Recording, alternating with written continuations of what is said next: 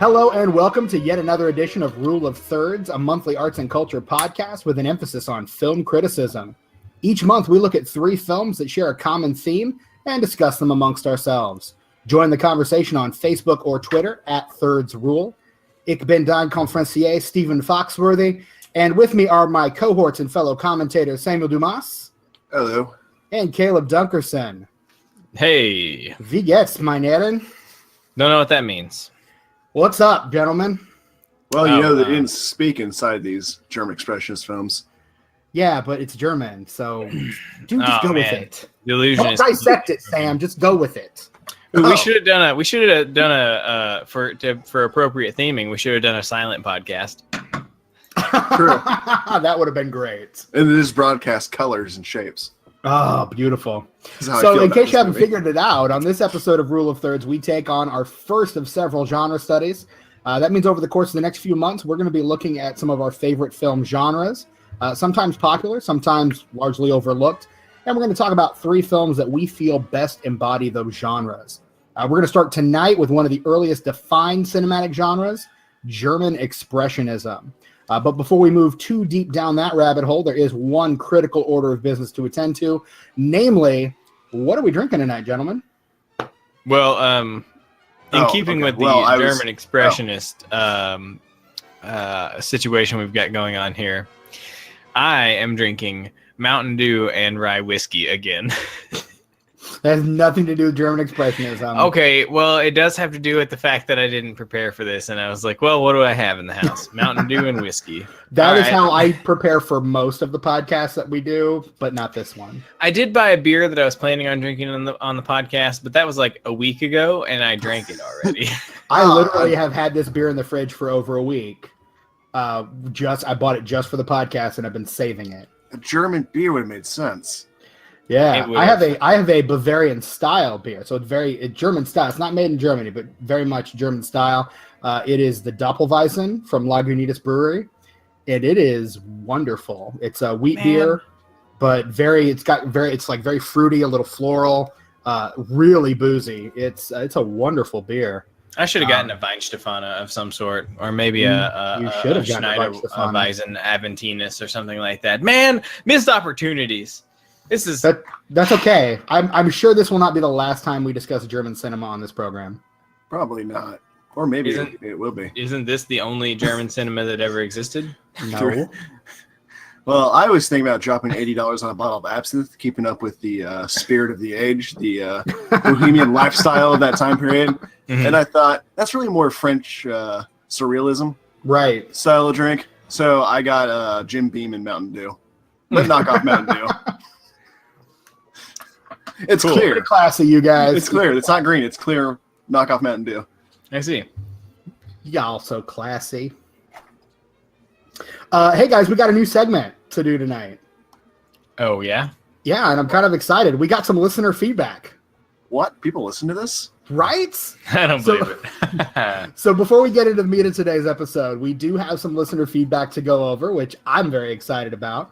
Last month, we talked about our favorite film villains, and we asked you on social media who some of your favorite villains were. And here are some of the responses that we got. George W. is a big fan of Bill the Butcher Cutting from Gangs of New York. I'm always a big supporter of Daniel Day-Lewis film roles, so good job. Dennis F. is partial to Richard, Duke of Gloucester from the 1939 Tower of London.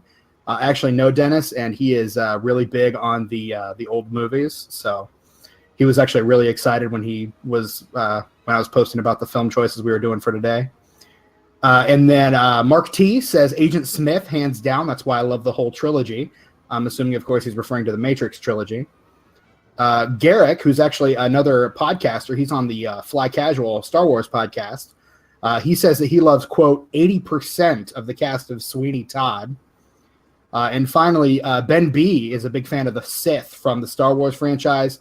Particularly Darths Maul and Vader, Emperor Palpatine, and Kylo Ren. Isn't that that's like all of them? It's not Count Dooku. What's the one that everyone should like? Because that's I'm just saying. What's his name? Christopher Lee. Jeez. Got a picture of him hanging on my wall. It's Gandalf. It's not. Oh my goodness. From Harry Potter, right? Yeah. This Gandalf from Harry Potter. This is why I drank, you guys. This is why I drank. Right here. Hey, he was supposed to play Gandalf. I'm just saying. So C.S. Lewis wrote those, right? So thank you guys for your feedback. We really do appreciate it. Please keep it coming. You can email us at ruleofthirdspodcast@gmail.com. Or once again, you can find us on Facebook, Twitter, or Instagram at Thirds Rule. Keep it coming. We love hearing from you. And who knows, you might hear your comments read on the podcast next month. So do keep that feedback coming. We all love it. So before we introduce and discuss our 3 films for this evening, our resident genre meister, Samuel Dumas, is going to help us define German Expressionism as a cinematic genre. So Sam, go for it. Well, let's take a look at my paper here. I drunkenly wrote at 3:30 a.m. last night. So the starting sentence is already controversial amongst us. The term German Expressionism is typically used to refer to purely Expressionism in film. It was part of a larger Expressionist movement in Europe during the first part of the 20th century that actually started in Germany. Expressionism solely deals with viewing the world through a distorted, subjective perspective that presented emotions rather than reality. It's more about expressing how one feels about something versus what it actually is. Initially, it was an avant-garde style of art. It became very popular and mainstream after World War I. As the world grew darker, it was a very disturbing world for a lot of people. So they kind of got into the weirder arts, trying to express how it made them feel.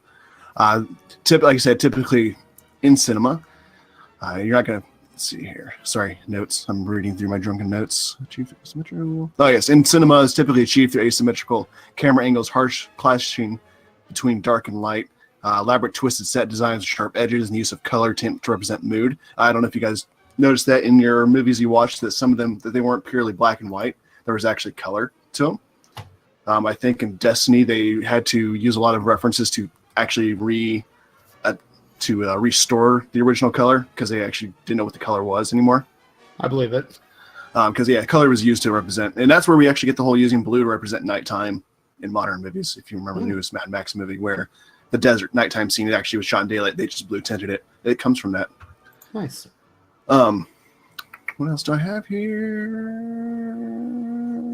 I think that actually is it. I know that this cinema Expressionism they're going to find in cinema exclusively in German cinema because right after the war they were actually extremely isolationist, probably by force, a little bit of by voluntary. So they had to work with what they had. They had very little tiny budgets. It's a very, very poor country. So that's why they have these weird set designs, because it's kind of like going to your local theater and grabbing all the cardboard background set designs, kind of pasting them together and making up your own thing, and they just called it art. So does that definition suit you? That'll work. Anything to add or take away? I mean, as a genre, so I mean, kind of to piggyback off that last point. So just as a genre, that German Expressionism was pretty much dead by probably the mid 30s. It was, I would say, even the early 30s. Like early 30s, late really early 30s. Because I mean, 33, I think is when M came out. So already you had talking films, and you're already moving on. 31 is M. 33 is Testament of Dr. Mabuse. Okay, so it was kind of already dying out, by the early mid 30s. One thing that is to be noted is that German Expressionism, inspired the 2 largest film genres, horror and noir, and I'm including neo-noir in that.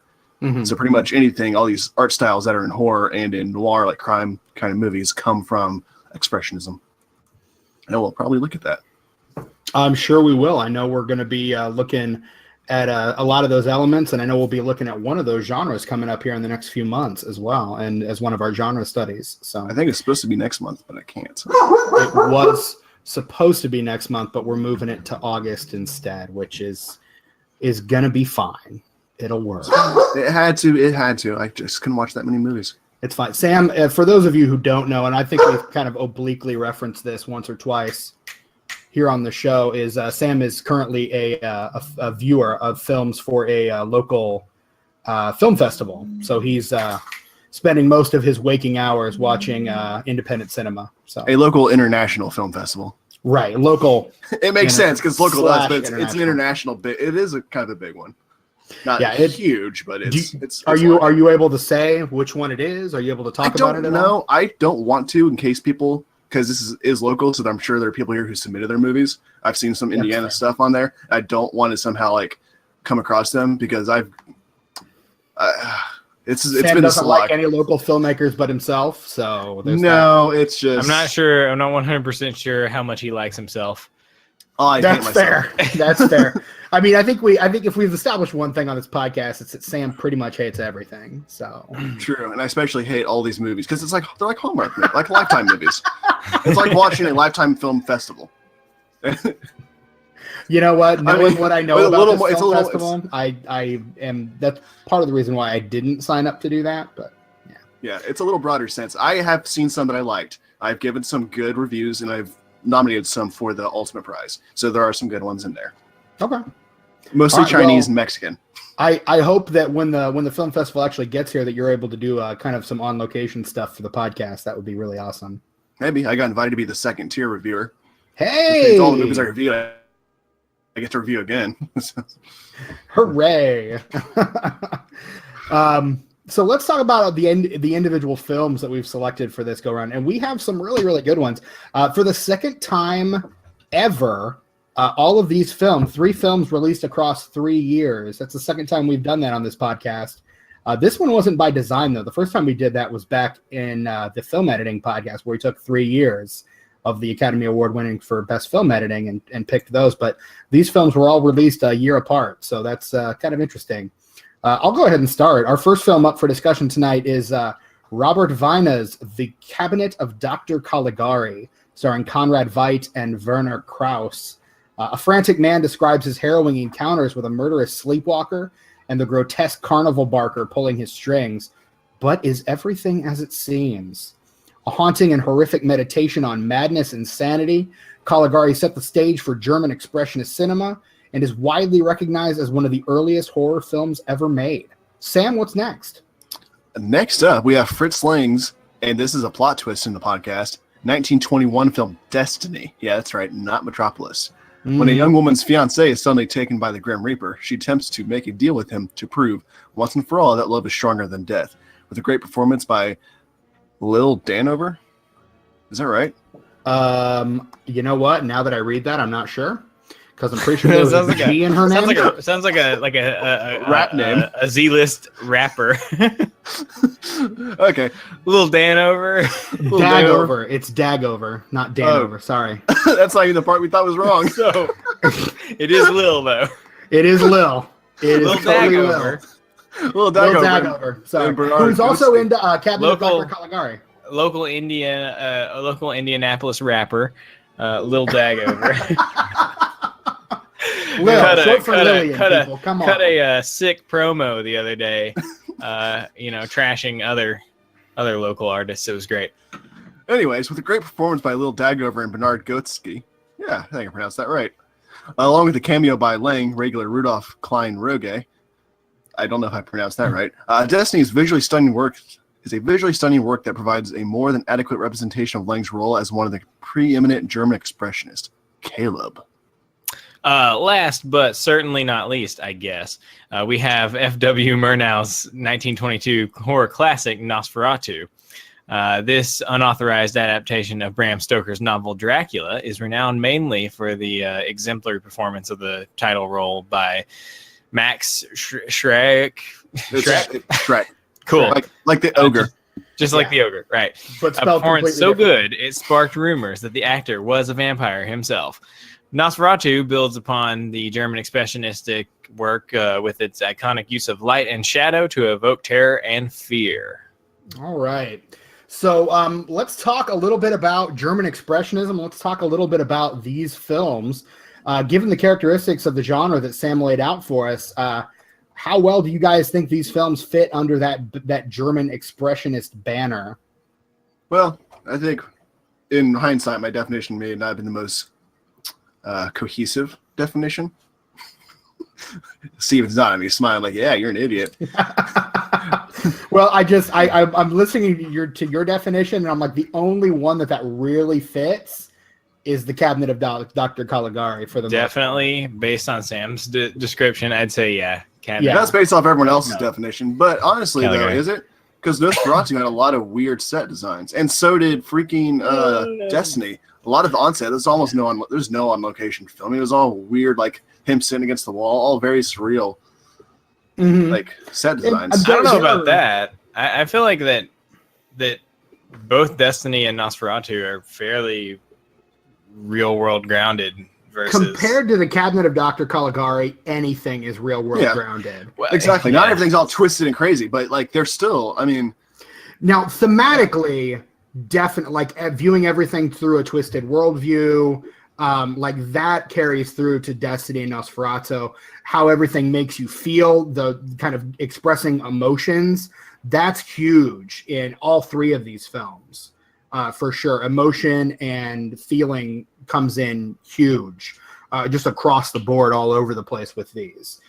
So I think there are certain elements of Sam's definition that fit better than others, but I don't think any of that necessarily excludes any of these. And I think all of these are really great examples of what German Expressionism was, because, I mean, you pick a single genre, and people are going to be toying with that genre. People are going to be playing with that genre and doing different things with it. I mean, take James Cameron's Aliens, but for example, I mean, he takes a sci-fi movie, a sci-fi/horror movie, and goes at like full-on action with it. I mean, it's James Cameron, the classic German expressionist. I'm creating an example, Caleb. I'm making a joke. Even with an expressionism, your jokes are not funny. Oh, they're funny to me.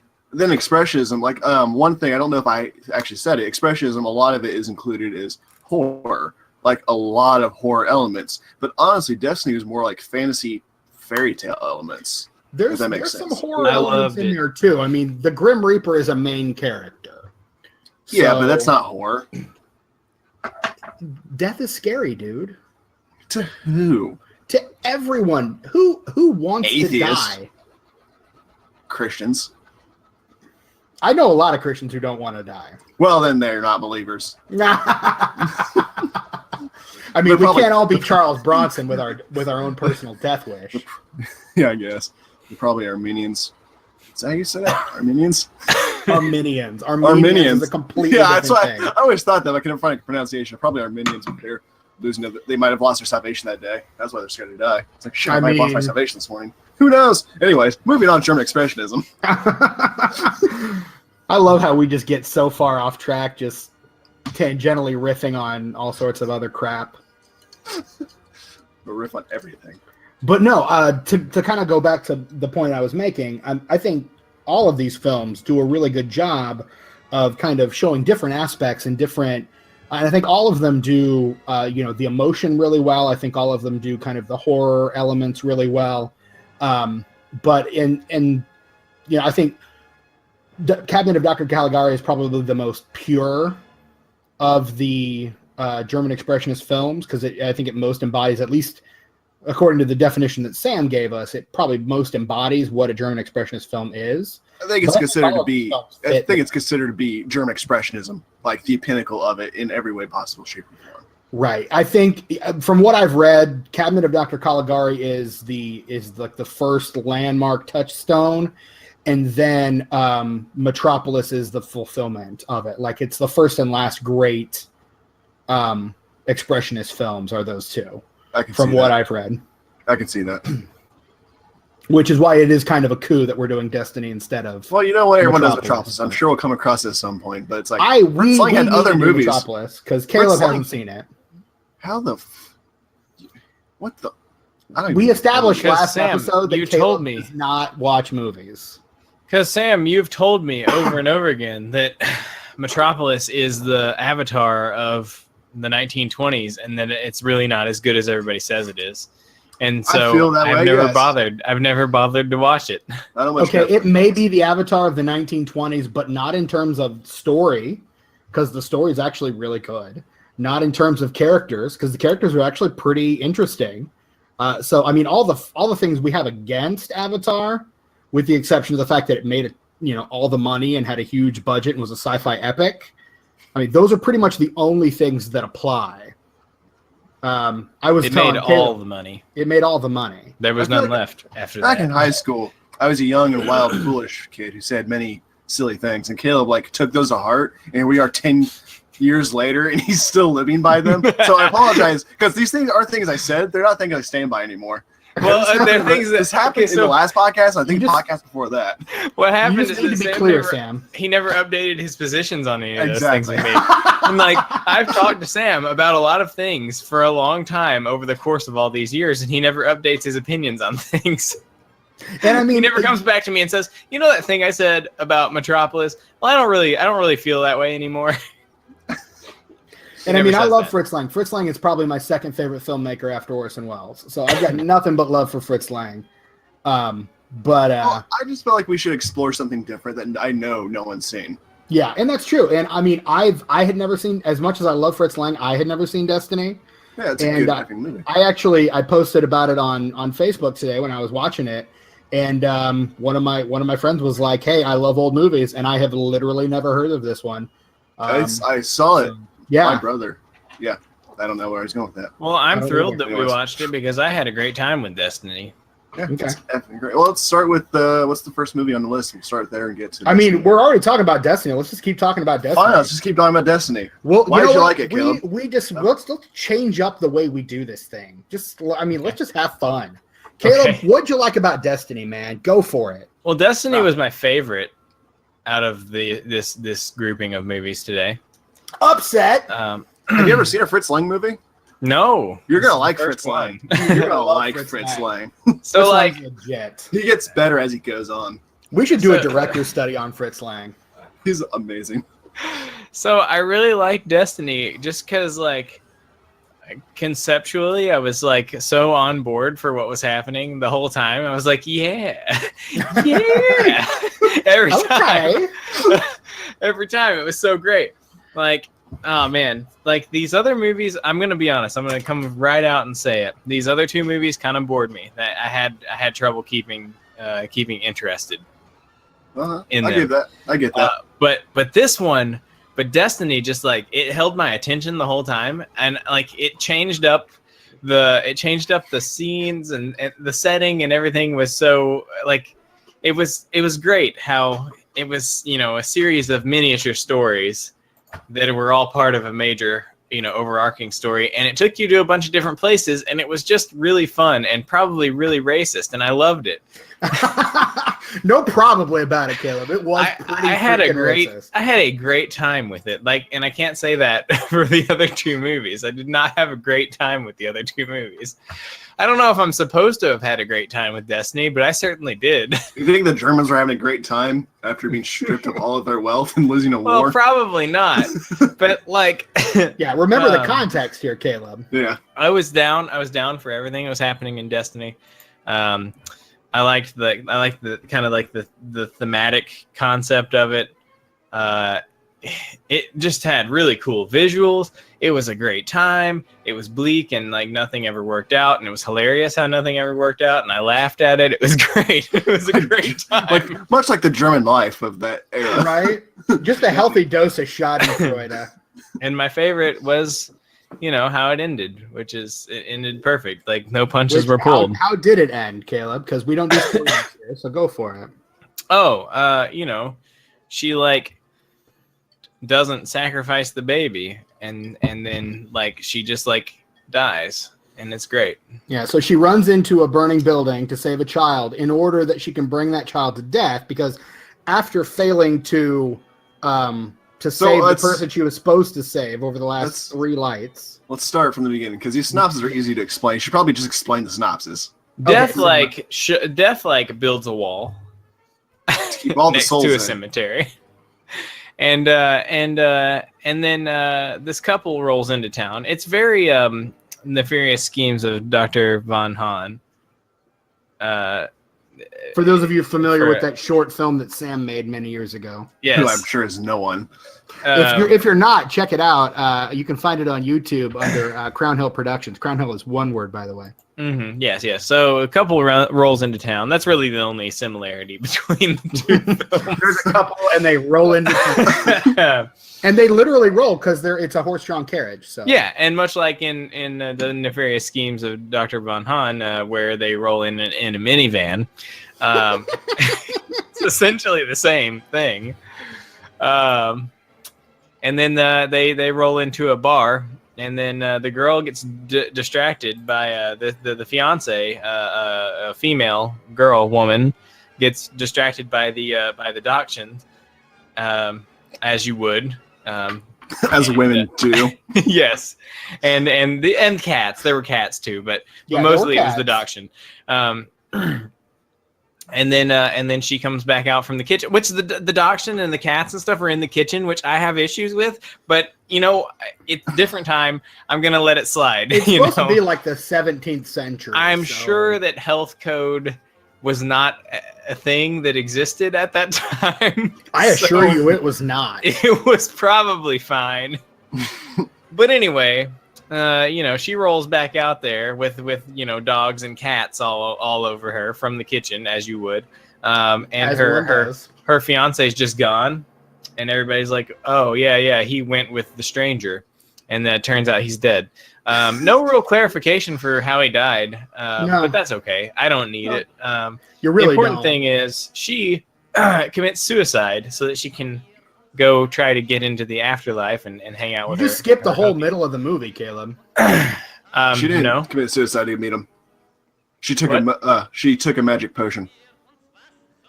A suicide potion. Yeah, she didn't commit suicide. But she drank the thing that was supposed to kill her. That wasn't poison. It straight up was poison and definitely was supposed to kill her. That's why the apothecary slapped that out of her hand. It's like, don't take it. Yeah. And she says, I want to rejoin with my beloved because my life is meaningless without it. I was cooking when this movie was on.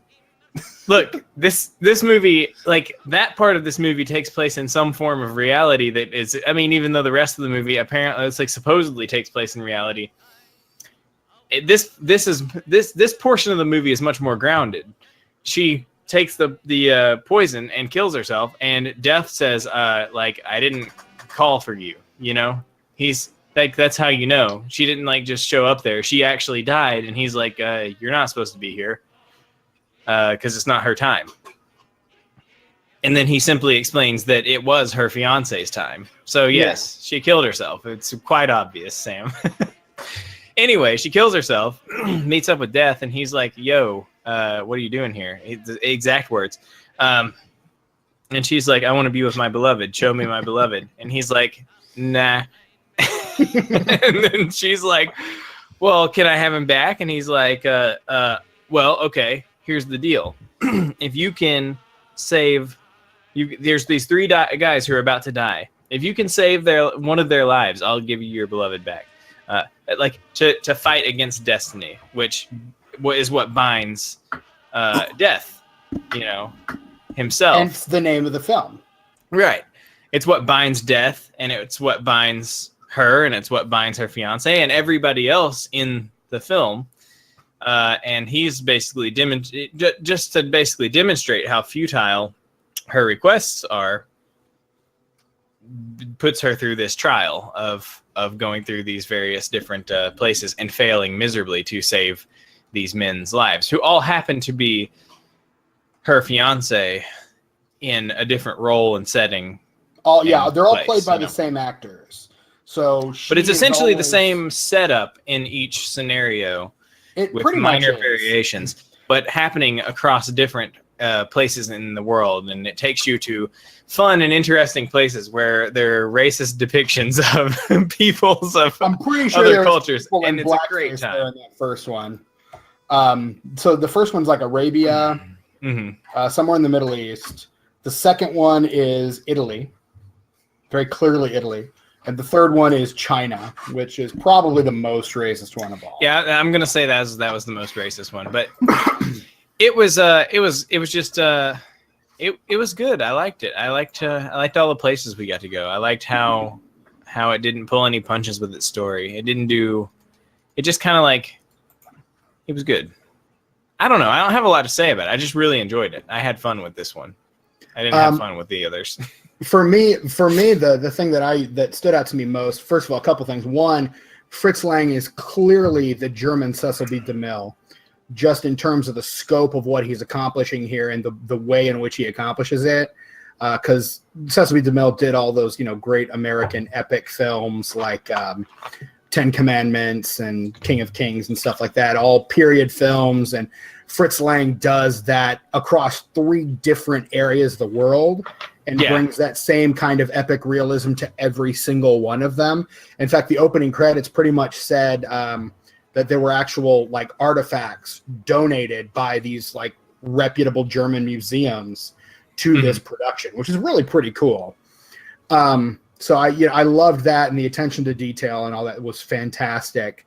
And also the technical contribution I thought was really pretty incredible. And Lang is also probably one of those guys that was trying to push the boundaries of what film could do. When I was reading about Cabinet of Dr. Caligari, because I did a little more research on that one than the other two, just because that was the one that I resonated with the most. I read that one of the great technological advancements of that film was when the words just start showing up all over the screen in the scene where he's running through, and it's you must become Caligari, spelled out in German all over the place. That was the big technological advancement. And then a year later, Fritz Lang is doing crazy crap like making babies appear and then disappear, making tiny armies march across the screen and stay on a carpet that then flies. Just, the crazy stuff that he's able to do with the camera, the floating burning heads in the forest, all that stuff is just absolutely incredible. And just, it seems like light years ahead of what was going on even just a year before, or even in F.W. Murnau's Nosferatu just a year after.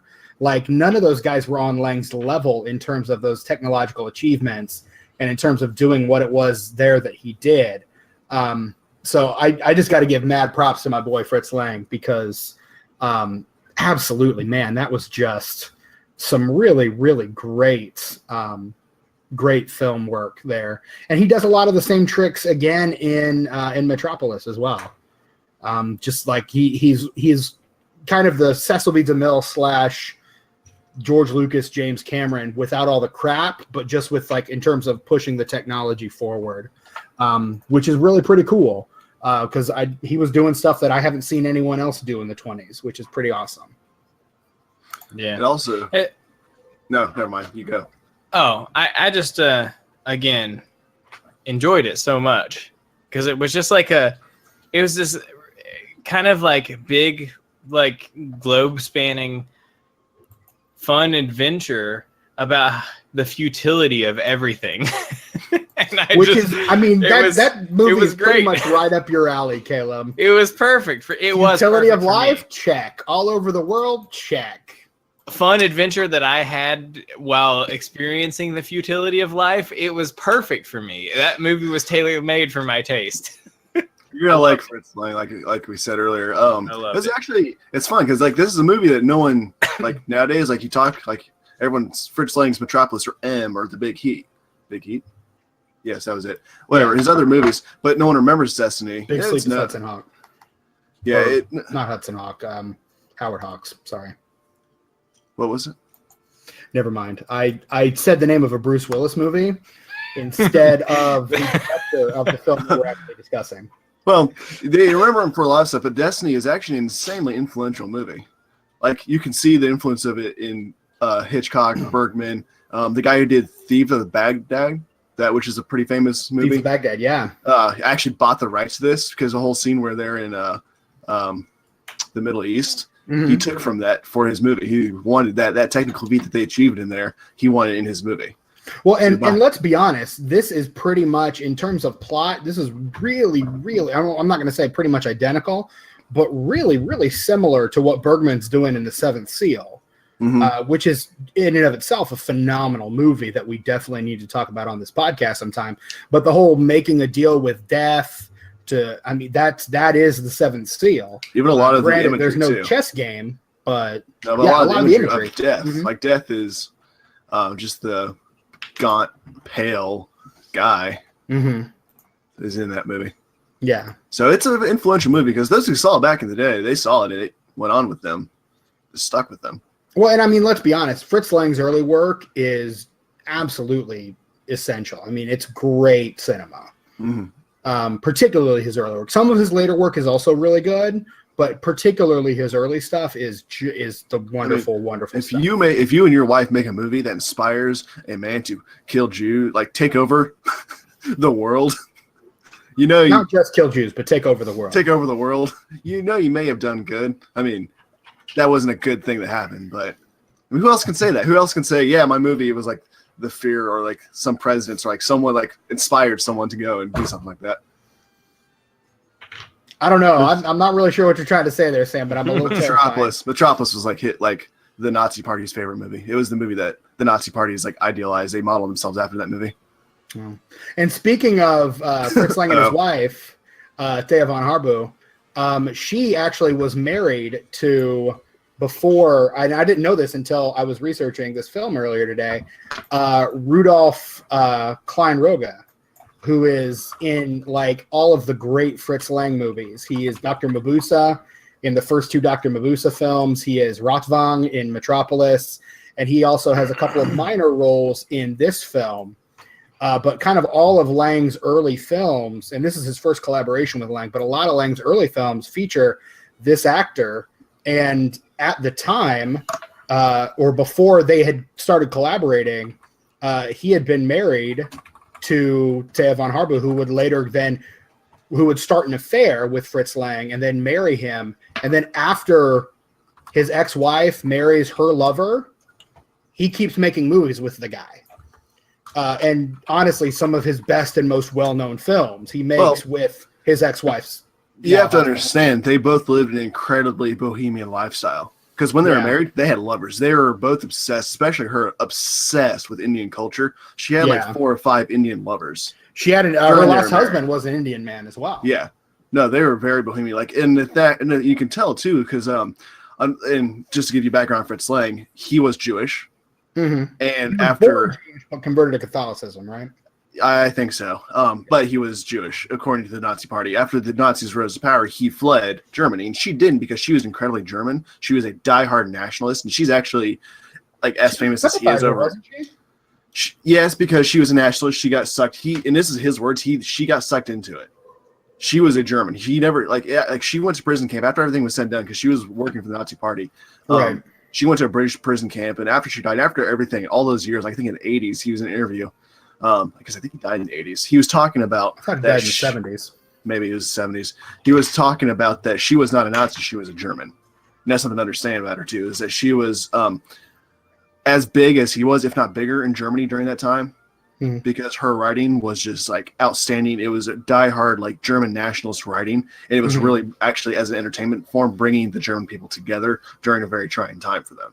Yeah. So and she also directed a couple of propaganda films for the for Goebbels's propaganda department, didn't she? Yeah, she did.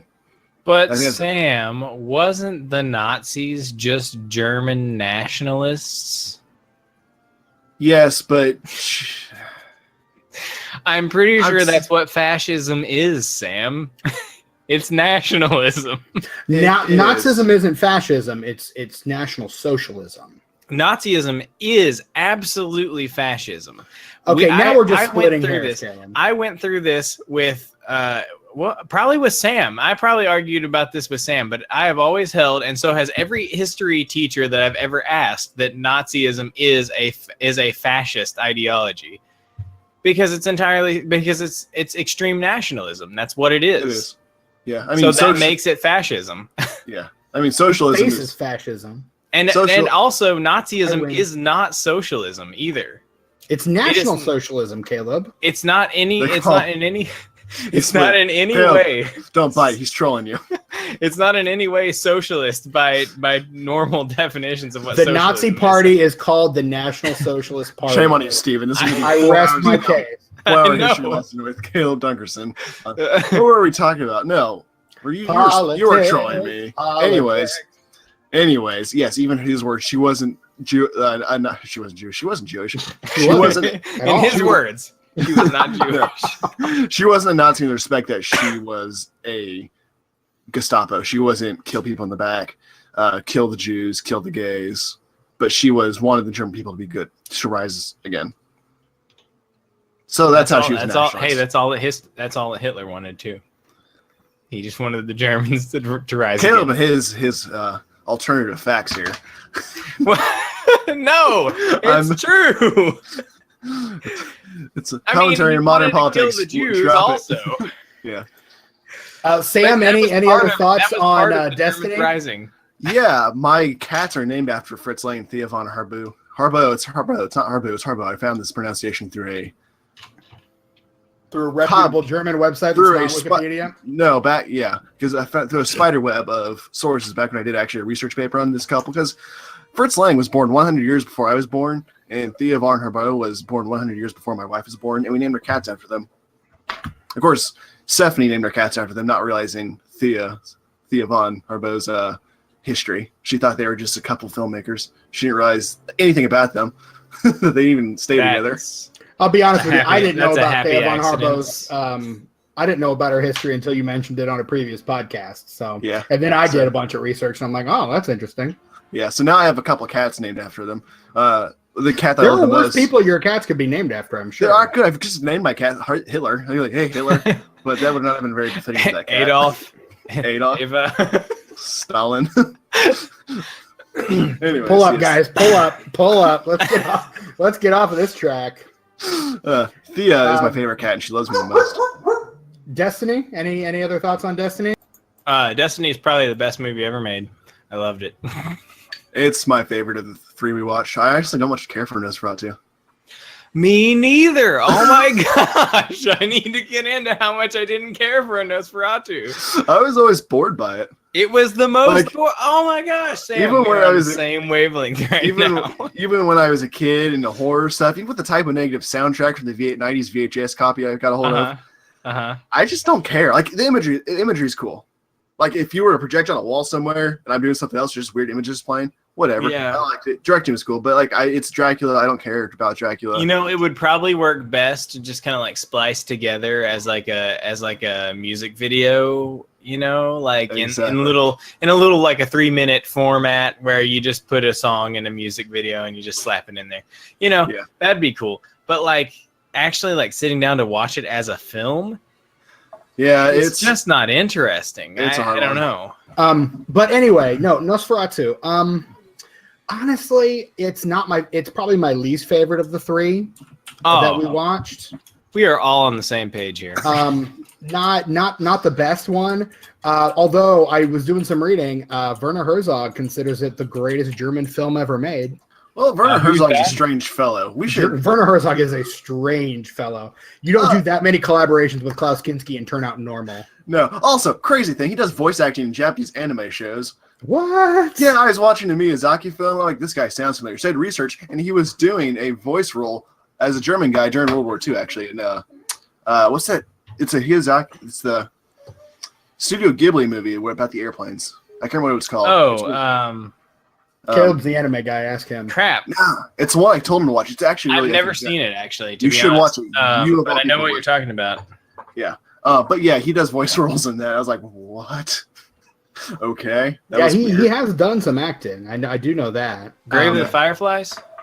No. Oh. But no, and Herzog himself actually remade this film with Klaus Kinski as Nosferatu. But I mean, the thing that's best. The Wind Rises. Sorry, The Wind Rises. There you go. The Wind Rises, which I've never heard of. So there you go. But the best thing about this movie, and I mentioned this in totally different movie, is what I'm looking at. Oh wait, so you guys are done? No, we're done. Caleb's just. Are you sure? Because I think you're done, and I start Caleb, talking. Are you done? Caleb, are you done? Are you done? I hear you. I've been done for like 5 minutes. Okay, Steven, as he chugs last of his beer. Continue on. What the heck was I saying? Oh yes, Nosferatu. The thing about the movie that I liked the best was the performance of Max Schreck, and I mentioned that I typed that out in Caleb's introduction. That for me is the greatest part of the movie. But out of a movie that's about an hour and 20 minutes, he's got about 9 minutes of screen time. Yeah. So when the most compelling part of the film is barely on screen. Yeah, like I said to Caleb earlier, I mean, it's just Dracula. Like, literally. How do we, I mean, Dracula, it's so, the better, you know what we should have watched? No, it would have made sense. But a better version of Nosferatu, not even better version, is The Shadow of the Vampire. If you want to watch Nosferatu, watch Shadow of the Vampire. It's a movie. We should have done Nosferatu, the Werner Herzog Nosferatu, and Shadow of the Vampire. Shadow of the Vampire is awesome. It's got Willem Dafoe and playing John Matt Malkovich. Shrek. It's set in a world in which he is actually a vampire. It's a good movie. It's a weird movie. It's a weird movie. Willem Dafoe was nominated for an Oscar for that role too. Yeah. So. But, we should have played Castlevania Symphony of the Night instead of watching a movie. That's what should have happened. That's the best Dracula. No. At any rate, no, and I mean Max Shrek is probably one of the most terrifying vampiric characters in cinema. Count Orlok, or I guess in the version that we saw, he actually was Dracula. They actually did call him Dracula for whatever reason. How'd that work out? Well, it was an unauthorized adaptation of Dracula. So basically, they took what they wanted from the story, and they figured, hey, if we change one or two things, then we're golden. But they really weren't. They lost that lawsuit. Yeah, they did. This is actually the one and only film that studio ever made because, they practically bankrupted themselves marketing the film. So anything they made off the picture pretty much went to pay off the widow of Bram Stoker, who sued the pants off of them. You know, I made a mistake earlier in this podcast. That one was filmed on location. Yeah. Its budget was because they actually went to Transylvania to a bunch of stuff and film locations. So yes, I made a mistake saying sets. That one was on location. That one actually. Yeah, I was gonna say there's no way that was sets. No, yeah, that was my mistake. Yeah, she's running through past fountains and all sorts of stuff. I mean, is this even German Expressionism anymore? I will say yes because, and the reason I say because, is the way the vampire is portrayed in the film. Because he looks completely unlike any other vampire that we ever see on film. He's completely inhuman, the bulbous head, the large nose, the spiked ears, just completely the long claws. And the thing that captures the German Expressionist vibe for me is that iconic shot of him coming up the stairs with the claws out, and you can kind of see his silhouette in shadow across the wall as he ascends the stairs. That is such an iconic picture, and that for me is what helps to define this as German Expressionism for me. Also, the use of light and shadow, which is not that good because the entire ending is completely undone by the fact that you can tell that everything with Count Orlok was clearly filmed during the day, like outside. Yeah, they didn't have the day for night technology that we have now in After Effects and Premiere Pro and the official versions of the film do have that tinted blue, like the other films we saw. In the nighttime, they would tint that blue, but for whatever reason, the version that we have and that we had to watch, and this is nothing against you, Caleb, but for whatever reason, version didn't have that. That there. The version I watched did because the version that Caleb has didn't have the type of negative soundtrack to it. So I watched that. Is that the one you watched for this review? That's the one I watched for this review. Well, I have to say, the soundtrack that was included in this movie really did not. No, not that good. Fit the tone of what was happening ever. Mm-mm. And it was really not good. So I want to talk about some other stuff, but I want to come back. Just take a note. I want to come back to the topic of music and silent films. It's very important, actually. It's essential. It is. I think that's probably what killed Nosferatu the most for me is how bad that soundtrack was. Yeah. Well, and there have been, in fairness, several soundtracks to Nosferatu. I just think for whatever reason, we had a recording that just didn't have a good one. Yeah, well, I feel as though I failed the podcast. You did not, Caleb. Because you didn't fail. I went into a different source for my movie. Probably a different edit. That's the fun thing about these movies is that none of us have the original movie. Like we could talk about movies, we could have all somehow seen a completely different movie. Like, but you know what? Especially if we did Metropolis, there's probably 50,000 versions of that film out there because they every year they find some new footage they add to it. And I think that as the years go on, 1,000 years from now, we're gonna have a 24-hour long movie. Oh, we should be so lucky. You know, be so lucky. I can't imagine what else they find to add to it. Right? There was a bunch of footage that was thought to be lost, and they found it like in a vault in Argentina or something. But, yeah, it's ridiculous. Which makes sense because that's where all the Nazis ended up. So it does make sense. You know what's the best part about this, though, is that while we watched different versions of the movie, we all still came to the same conclusion. This was the least favorite out of them. So, for me, there's a lot of stuff to like about Nosferatu, particularly Max Schreck's performance. In fact, almost entirely Max Schreck's performance is what I like about this movie. Because you're right. Otherwise, it's just Dracula, and not even a very good adaptation of Dracula. But one cool thing that I found in my research, and this has probably been said by everyone everywhere, but I'm going to say it just so that I can say that we mentioned it, is the fact that the whole idea of vampires not being able to be exposed to direct sunlight comes from this movie. That's where this idea comes from, is this film. And that's one of those changes that they made to the story to be like, well, if we don't kill him in the same way, maybe we can get around and actually release this and not get our pantsuit off, which they did. But that was one of the changes they made. Let's have him, get exposed to direct sunlight and die that way. And unfortunately, that wasn't enough. But that is something that has persisted with the Dracula and the vampiric mythos across the years. And that comes directly from this movie, which I found really interesting. I don't know about that. That's every piece of research I was able to find said that. So you rest on your research laurels, and I'll rest on mine, sir. Well, I don't feel like it. I should know this, but to be honest with you, I actually don't like vampires. Being a horror fan, I like Dracula the book, and I like Francis Ford Coppola's Dracula, but for the most part, I don't like Dracula. You liked Francis Ford Coppola's Dracula? That was the fucking most amazing movie ever. Are we going to fight, Steven? I know where you live.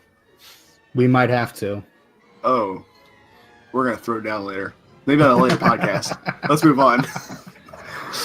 Yeah, let's when we do our entire episode of vampires, we can have. No, we're just doing a Dracula episode. Okay. Okay. I mean, we've already done this one, so. Well, no, there's other Dracula movies. Anyways, let's move on before you start talking about the future in a podcast, which is inappropriate. Cabinet of Dr. Caligari, which was my favorite of the three. That was aight. All right, that's fair. What? Okay, Sam. Sam thought it was aight. Caleb, what did you think of Cabinet of Dr. Caligari? Well, it's hard to come at this movie as a 21st century educated fellow. Having seen and experienced all the things, it was this is a pretty basic bitch movie, in terms of story. But I've seen this before. I've seen this before, guys. It is the originator of basic bitch. It's the original basic bitch, and you know what? It was good. I liked it. It's just your typical everything seems one way until you find out it's the other way. Guy's crazy kind of ending, or is he? It's that basic bitch. Is the main character crazy, or is everybody else crazy? Kind of story. It served the film well. But it did that before anyone else. It's the first one. But okay, yes, that's true, and that's fine. But it's hard to be impressed by it, for that reason. However, it is visually stunning. I loved it. The set design is just unreal. It's so surreal and strange, and it's the weirdest thing I've ever seen on film. In terms of setting, it's the strangest thing I've ever seen. I loved it. Yeah, it's completely off the wall, and everything that Sam said about German Expressionism at the beginning of the episode completely applies. Nothing is at a straight angle. The hill of the town, everything is pointed. Everything comes to a point like a horn. It is bizarre. Blades of grass look like knives. Windows kind of go off into this weird angle and kind of triangulate somehow in this weird curve. There are random numbers written on walls. I mean, nothing really makes sense. Those numbers were denoting the cell numbers in the jail. Thank you. That made perfect sense. Your face makes perfect question. sense. Did you guys all watch that on Caleb's Plex server? Yes. Yeah. There was for me, there was no English at all. And you have to go and set turn on the the subtitles. subtitles. Yeah. Oh yeah, so I totally didn't know that, and I've never seen this movie, so I watched it without knowing like specifically what the story was, but I kind of guessed basically the same story. All you had to do is turn on the subtitles. Yeah, Yeah, I didn't. It's not that hard, Sam. I didn't know. I didn't know. I didn't know. Well, now you know. So I watched Subtitles are a thing that you should probably be used to at this point, Sam. I mean, that was how I did I did the Vengeance trilogy on his Plex server. Was see, I watched those. I have DVDs of those. I didn't see, and I don't. So, Sam, fortunately, we've I watched knew how CJ to put the Suzuki subtitles movies on my server, and you've turned on the subtitles because you had to. I don't remember which one did we watch on your server. We watched Underworld Beauty, and we watched Underworld Beauty, which was not anything about what the DVD case looked like. It was going to be about. I try to forget that one. No, what was I saying? Oh yeah, so no, I think this is cool because visually, without knowing what's going on, and not being able to read German, because I don't like title cards, it's so cool because through the visuals you can still tell what's going on. That's how you know good filmmaking. Well, and German is basically English, so you could probably tell what's going on. There were complete sentences I actually knew. Yeah. I'm reading this like, oh. Like when they announced what's his face is dead, I'm like, I can read that because German because German and English are kind of the same language. Yeah. And Steven had kind of a confused face, but Steven, German and English are kind of the same language. Have you ever tried to like read German? It's you can pretty much understand most of what's happening in a German like sentence. I mean, I did it today when I was watching these movies, but Dutch also. Dutch is really easy to get your head around as well as an English speaker. Well, English is literally Dutch, German, French, and some Britain. Sax or whatever comes French I have more trouble with, which is weird because we have a lot of French words that are just straight up just directly lifted from French. Yeah. But still French like structurally is more problematic for me. But German and Dutch have like all the connecting words are like almost exactly the same, which makes it really easy to follow what's happening. But with that being said, it's cool because this is how filmmaking, how people like have lost sight. Tarantino, after the 90s, like people think that dialogue makes movies, that people have to talk to explain movies and get them going on. But looking at this, I mean, I didn't have English like words to tell me what was going on, but I knew it was going on because it was all visual. They told the story with vision. And those title cards I really liked because they were super dynamic and very much unlike any of the title cards from any of the other movies. Well, I wondered if they had been in English, if I still would have been able to read them. I'm like, someone chose a really weird font. Well, and that's very much that's an expression. That's a German expressionist font. Like you find it in a lot of the advertising and art around that time frame. That font is similar to a lot of the ones that got used. So I mean, this is very purely a German expressionist film. I'm thrilled. I'm thrilled that they didn't replace the title cards with English title cards. That was part of the movie because they were decorated like designed specifically for the movie. They kept them with the movie. They weren't an insert they added later. It was actually like, here's where this clip appears. It definitely kept with the style. I've got a ton to say about this movie, and I'm going to pretty much abbreviate it because we'd be here all night, and I don't want to do that to you guys. So I do want to just a couple high points. Conrad Veidt as Cesare, the sleepwalker, somnambulist, I think is how you say that word. He is just legit, and he would go on to be in a ton of other stuff too. The Man Who Laughs. That's one we should have done. That's a good one. Man Who Laughs. That's who the Joker and Batman's based off of. Exactly. Yeah. Off of Conrad Veidt. Yeah. Yep. That character's completely lifted from that. And so I mean, Conrad Veidt's just awesome, and his style is so very different from everyone else compared to everyone else who's doing. Because everything about this movie is very highly stylized, from the look of it to the way the characters are moving. Everything is very highly stylized. And then you come across Cesare, and he isn't as, comparatively, not as stylized. It's a silent film, so still very stylized, but not as much, which brings a dose of reality to everything and makes it, I think, a lot eerier And I think a lot of that is just Conrad Veidt and what he's doing in that performance, which I think is absolutely incredible. I don't think enough can be said for how good he is in this role, which honestly, it's not a role that there's a lot really that you can do with it. If anyone ever remakes this movie again, and you shouldn't, but if you do, cast Doug Jones. What do you mean if? Oh, are they are going to remake it, aren't they? There's been like 9 remakes. I know. But if you cast Doug Jones as Cesare, that's like dream casting right there. Because Doug Jones would be an awesome Cesare. Dreamcast. Like one of those remakes actually has a cult following called Dr. Caligari. It's an erotic comedy. It has nothing to do with the original. No thanks. I hear it's funny. And it's got a cult following.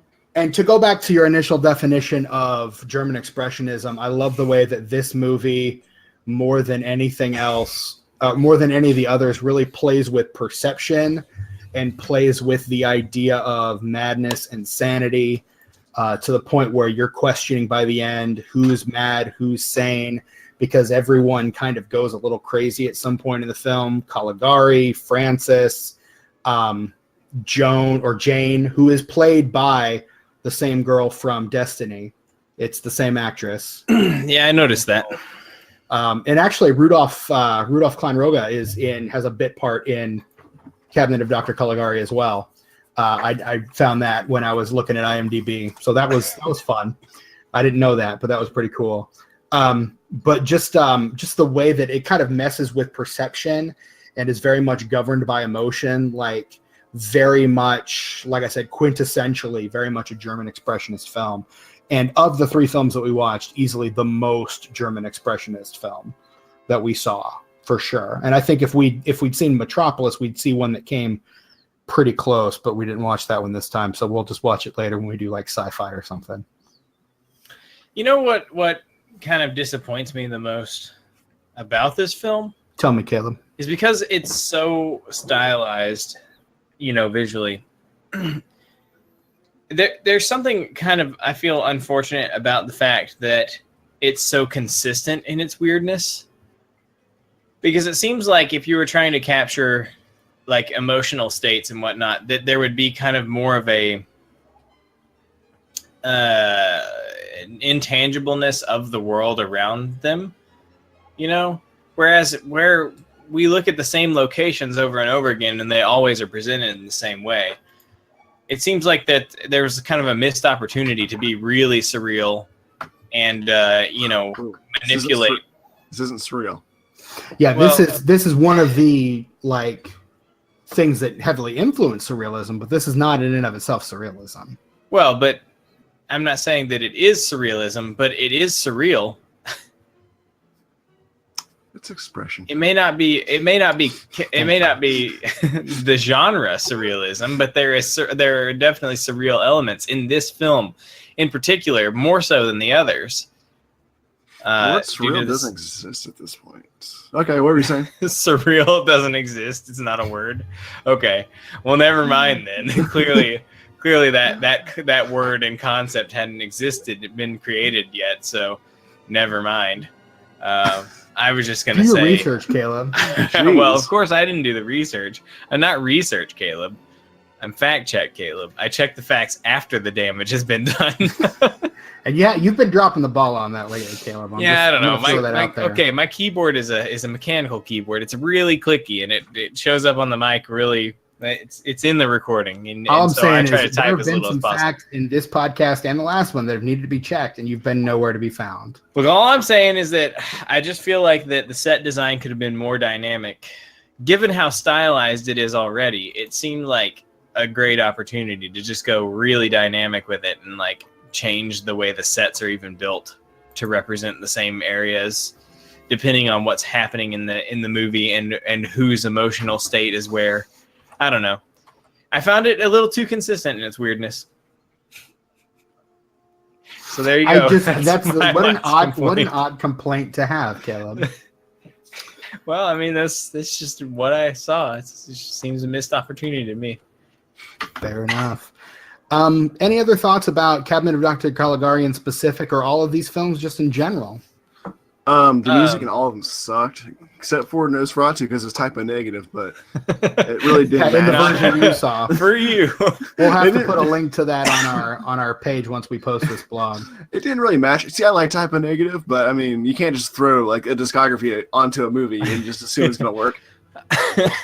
You know, That's not how that works. I'm going to be honest, though. I agree that the music was not the strong point of any of these films, but I do think that the music for Destiny actually it was at least somewhat fit the scenes. You know, each different part of the world kind of had its own kind of musical thing going on that kind of matched what it's supposed to be representing. I thought that kind of worked. I think the music in Destiny was the best out of the three. You thought the everything in Destiny was the best out of It's true. I did. I really liked Destiny. And I was going to actually say Caligari had the better music out of all three.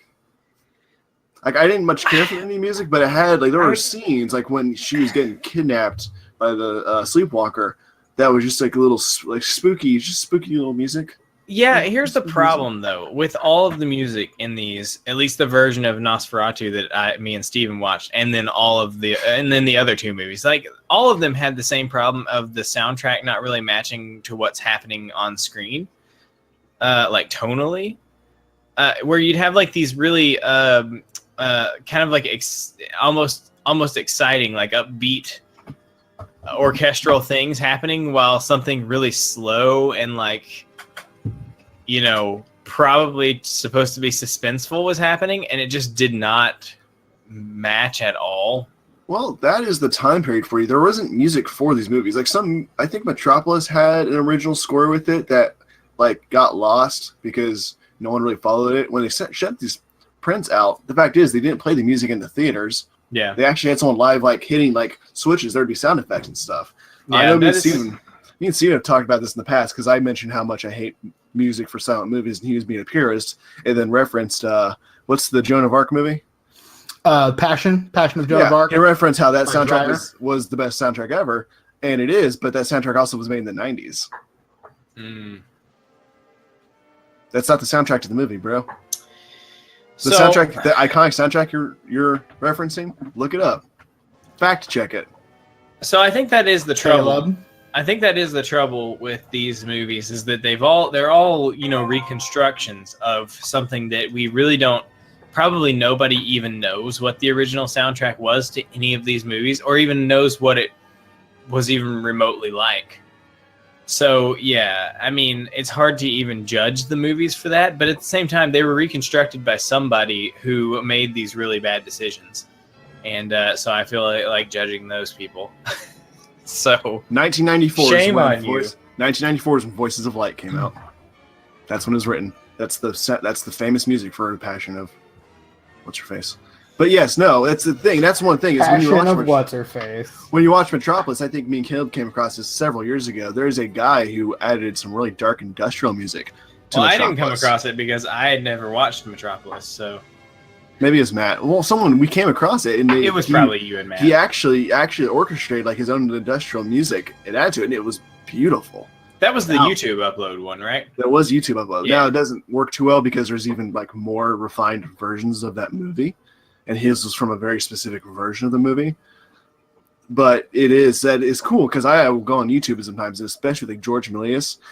People will just add modern music to it, and it works. Like hip hop really works well in his movies. It's fun to hear people add modern music to it, but I hate it when people will just add music to the movie that still has nothing to do with it. I was reading a forum like a couple days ago where this guy was complaining because his film teacher would just play like top 40 pop song while the movie would play. And he's like, this doesn't work. That's not how you're supposed to do That sounds this. awful. I think it was Caligari they were watching. They just put top 40 pop music on it. That doesn't work. That doesn't work. You got to curate that stuff. Yeah. If you're going to add modern music, like, be artistic with it. Like, get into it. Find the music that fits it. Don't just do what they did when they released the DVD and just put on some orchestra music. Or what they did when they got the print back in theaters in the original days. Just play the organ and see what happens. I mean, the least you can do is compose something original. Yeah, like they did with The Passion of What's-Her-Face. He composed something original for that movie, and it's iconic. And on that note, we come to the end of yet another edition of Rule of Thirds. Do you have something you want to add to the to the conversation, or a movie that you want us to feature? You want us to read your comments on the podcast? Then email us at ruleofthirdspodcast@gmail.com. You can also join the ongoing film conversation on Facebook or Twitter at Thirds Rule, or view the original content that we created for National Star Wars Day or Orson Welles' birthday on our Instagram, which is also at Thirds Rule. You can also check out past episodes and reviews at our website, thirdsrule.wordpress.com. If you like our show, tell everyone you know, and don't forget to leave us reviews on iTunes and YouTube so that more people can find and love us just as much as you do. This has been episode 107 of Rule of Thirds, entitled, in Germany, it's just called Expressionism. Join us next month for yet another genre study that is sure to be an unmitigated disaster.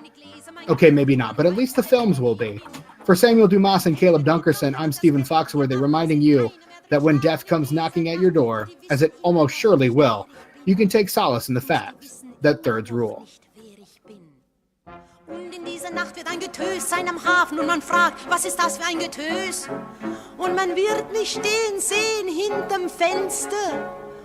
Und man fragt, was lächelt die so bös? Und ein Schiff mit 18